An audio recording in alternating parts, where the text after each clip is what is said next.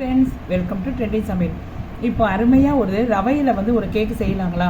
இதுக்கு முட்டை கிடையாதுங்க, ஓவன் கிடையாது, எதுவுமே இல்லை.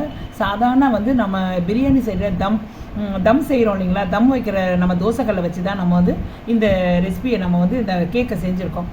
இது எப்படி செய்யலாம், இதுக்கு என்னென்ன பொருள் வேணும், என்ன செய்யலாம்னு சொல்லிட்டு நம்ம இப்போ வீடியோக்குள்ளே போய் பார்க்கலாங்களா? வாங்க போகலாம். ப்ரைஸில் அடுங்க. இப்போ நம்ம என்ன பண்ண போகிறோம் தெரியுங்களா? ஒரு கேக்கு ரெசிபி பண்ணலாங்க. என்னென்னா, நோ ஓவனுங்க, நோ முட்டை கிடையாதுங்க, எதுவுமே கிடையாதுங்க, எண்ணெய் கிடையாது, எதுவுமே கிடையாதுங்க.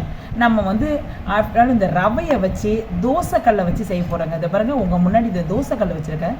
தோசைக்கல்லில் நம்ம கேக்கு செய்ய போகிறோம். அது எப்படி செய்யலாம், அதுக்கு என்னென்ன பொருள் வேணும்னு சொல்லிட்டு நம்ம இப்போ பார்க்கலாங்களா? அதுக்கு என்ன செய்யணும்னா, ஃபஸ்ட்டு ஒரு 250 கிராம்ஸுங்க. எந்த நம்ம மெஷர்மெண்ட்டை அளக்குறோமோ அதே மெஷர்மெண்ட்டில் தான் நம்ம எல்லாமே அளந்து போடணும். அளவு கரெக்டாக இருந்தால் தான் நம்ம கேக்கு ரெசிபி கரெக்டாக இருக்கும். இப்போ இது 250 கிராமுங்க. கரெக்டாக 250 கிராம் ரவை எடுத்திருக்கேன். இந்த ரவையை நம்ம என்ன செய்யலாம்னு சொல்கிறேன். இப்போ நம்ம ஃபஸ்ட்டு ஸ்டார்ட் பண்ணிடலாம். எப்படின்னா, நம்ம ஒரு பவுல் வச்சுக்கலாம். அதில் இந்த 250 கிராம்ஸ் ரவையை போட்டுக்கிறேன். இப்போ நம்ம எந்த கப்பால் நம்ம ரவையை அளந்து போடணும், 250 கிராம்ஸ் கப்பு இதில் பாதி அளவு, பாதி அரை கப்பு நாட்டு சர்க்கரை சேர்க்குறேங்க.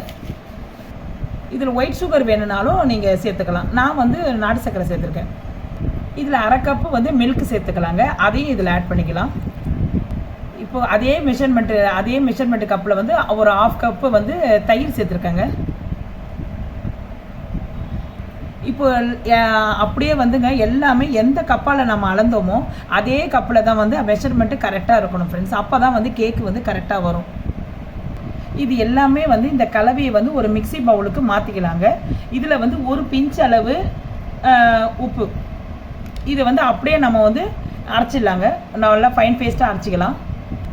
இப்போ நம்ம இந்த கலவையை அரைச்சிட்டோங்க. இதில் அரை கப்பு நல்லா சுத்தமான ஆயிலை ஊற்றிக்குங்க. இதே அப்படியே ஒரு ஓட்டு ஓட்டிடலாம். இப்போ பாருங்கள், ஃபைன் பேஸ்ட்டு. அதை பாருங்கள், நல்லா இது மாதிரி அரைஞ்சாச்சு.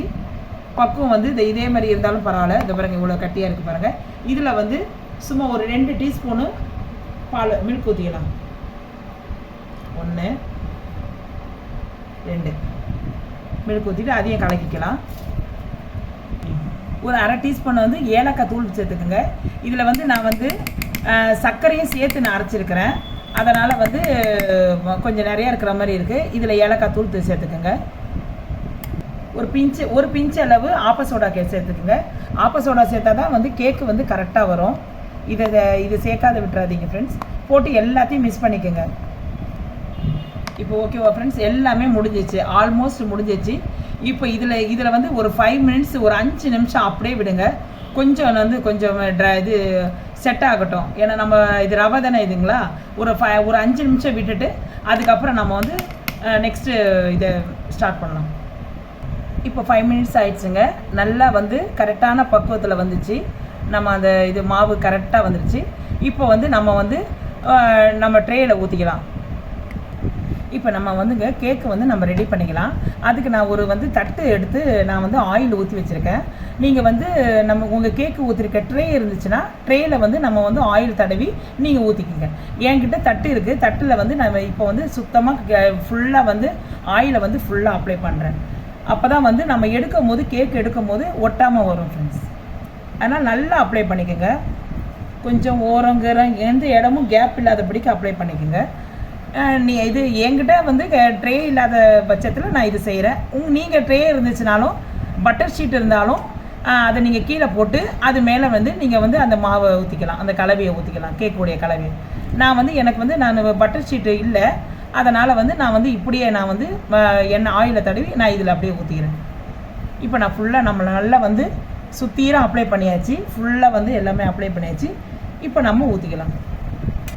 இப்போ பாருங்கள், நம்ம ஆயில் தடவிட்டோம். ஆயிலில் நம்ம இந்த மாவை ஊற்றிடலாம்.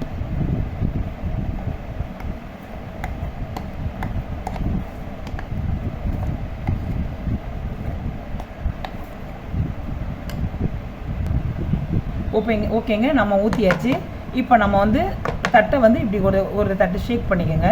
ஏன்னா அங்கங்கே பபுள்ஸ் நின்றுச்சுன்னா ஒரே இடத்துல நின்றுடும். அதனால் இப்போ கொஞ்சம் நல்லா இப்படி தட்டிவிடுங்க.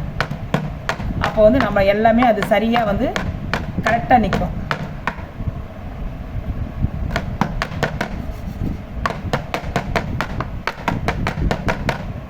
இப்போ நம்ம அப்படியே எடுத்து அடுப்பில் வச்சிடலாம்.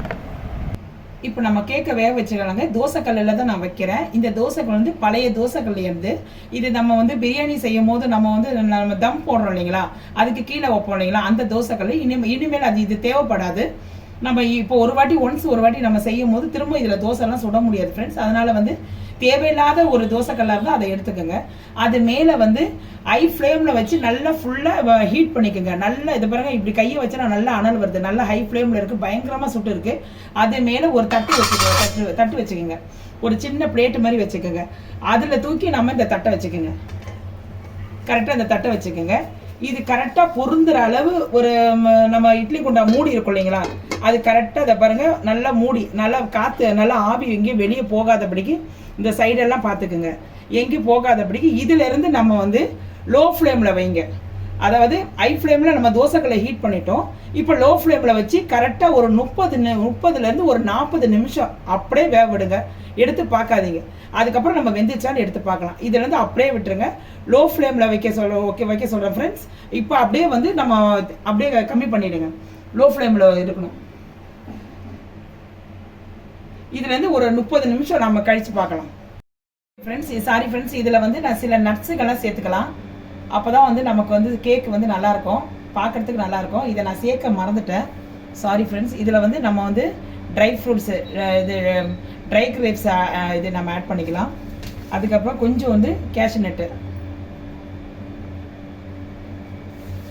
அப்படியே நம்ம இதிலேருந்து வந்து ஒரு 30 நிமிஷம். ஓகே ஃப்ரெண்ட்ஸ், இப்போ வந்து நம்ம வந்து இதை போட்டு அப்படியே மூடிடலாம். இதுலேருந்து ஒரு 30 நிமிஷம் ஆகட்டும். இப்போ 30 நிமிஷம் ஆயிடுச்சுங்க. நம்ம தோசைக்கல்லில் வந்து கேக்கு வச்சு 30 நிமிஷம் ஆயிடுச்சு. நம்ம இப்போ எடுத்துடலாம், எடுத்து பார்க்கலாம். இப்போ பாருங்க, இப்போ இது வெந்துருச்சான்னு எப்படி பார்க்கறதுனா, ஒரு ஸ்டிக் இருக்குது, ஸ்டிக் எடுத்துக்கோங்க. அந்த டூத் குக்கி இது இருக்கு இல்லைங்களா, அந்த ஸ்டிக் இருக்கிறதுங்க. அதில் வந்து நம்ம இப்படி இதை எடுத்து இதை பாருங்க, இப்படி எடுத்து பாருங்க. பார்த்துட்டு இதை பாருங்க, ஒட்டுதான்னு பாருங்க, நல்லா பாருங்க. இல்லை, இன்னொரு வாட்டி இதை பாருங்க, நடுவில் குத்தி பார்க்குறேன், அப்படியே நடுவில் குத்தி பார்க்குறேன். இதை பாருங்க, ஒட்டலை பாருங்க, ஒட்டலை பாருங்க. இன்னொரு வாட்டி குத்தி பார்க்கலாம். இதை பாருங்க, ஒட்டலை. ஆகும்போது இப்போ இது நல்லா வெந்துருச்சுன்னு அர்த்தம். இப்போ நம்ம வந்து கரெக்டாக வந்து இப்போ நம்ம வந்து ஆறிட்ட பிறகு நம்ம வெட்டிடலாம். இப்போ நம்ம ஸ்டவ் ஆஃப் பண்ணிடலாம் ஃப்ரெண்ட்ஸ். ஓகே ஃப்ரெண்ட்ஸ், இப்போ முடிஞ்சிச்சு. இப்போ நம்ம நல்லா ஆறிட்ட பிறகு நம்ம ஸ்லைஸ் பண்ணிடலாம். ஓகே ஃப்ரெண்ட்ஸ், இப்போ வந்து ரவையில் வந்து நம்ம ஒரு அருமையான கேக்கு ரெசிபியை செஞ்சுட்டோம்.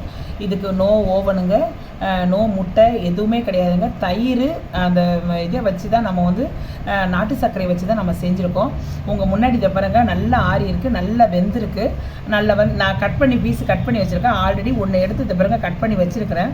இதை பாருங்கள் எவ்வளோ, இதை பாருங்கள் எவ்வளோ சூப்பராக வந்து நல்லா சாஃப்டாக இருக்குது பாருங்கள். நான் இதை பாருங்கள் பிச்சு காட்டுறேன் பாருங்கள். இதை பாருங்கள் எவ்வளோ அழகாக வெந்திருக்குது பாருங்கள், சூப்பராக இருக்குது பாருங்கள். நீங்களும் இதை செய்து பாருங்கள். செய்து பார்த்துட்டு எப்படி இருக்குதுன்னு சொல்லிட்டு கமெண்ட் செக்ஷனில் எப்படி வந்தது அப்படின்னு சொல்லிட்டு தோசைக்கல்லை வச்சு தான் நான் செஞ்சுருக்கிறேன். வேறு எதையும் வச்சு நான் செய்யலை. இதையும் நீங்கள் ஒரு வாட்டி ட்ரை பண்ணி பாருங்கள். ட்ரை பண்ணி நீங்கள் எல்லோரும் சாப்பிடுங்க. இந்த வீடியோ உங்களுக்கு பிடிச்சிருக்கா பாருங்கள். பிடிச்சிருந்தா இல்லை சப்ஸ்கிரைப் பண்ணுங்கள், லைக் பண்ணுங்கள், ஷேர் பண்ணுங்கள், பெல் ஐக்கானை கிளிக் பண்ணி என்னுடைய வீடியோவை அப்லோட் பண்ணி பாருங்கள். ஓகே தென் பாய்.